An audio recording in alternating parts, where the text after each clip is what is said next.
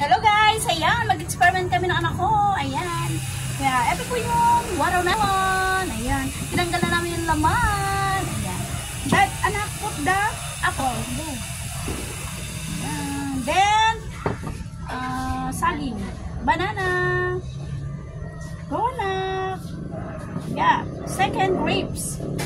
This is the grapes. Ayan. Donut. Ayan. Then also, yung tinanggal namin na watermelon. Mix it. Ching. Wait lang. Ching. Ayan na. Ayan.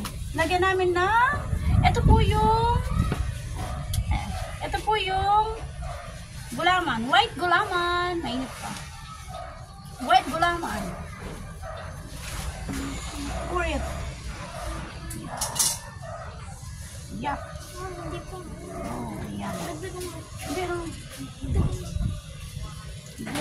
Dating mo na. Okay na yan. Dating mo na. Okay, mamaya. Magdala ko to. Ayan po. Ayan. Then, cover. Ayan. Ayan na po yan. Wait lang. Ayan na po yan. Ayan. Pakita mo na. Ayan.